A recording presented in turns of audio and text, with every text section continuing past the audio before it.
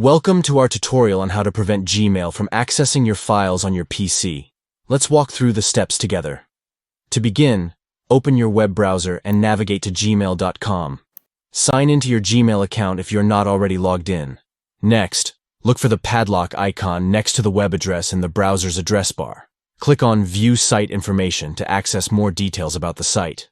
Within the Site Information panel, find and click on Site Settings. This will take you to the settings page where you can manage various permissions for Gmail. Under the Permissions section, you will see a list of permissions that Gmail has.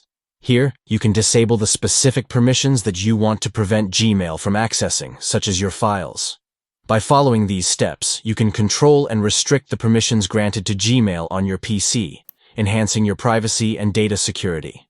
Disabling permissions related to file access helps in protecting your sensitive information and maintaining control over what Gmail can see and use. Empower yourself to protect your files and privacy by adjusting site permissions according to your preferences and security needs. Thank you for watching this tutorial. We hope this guide helps you secure your files and enhance your privacy while using Gmail on your PC.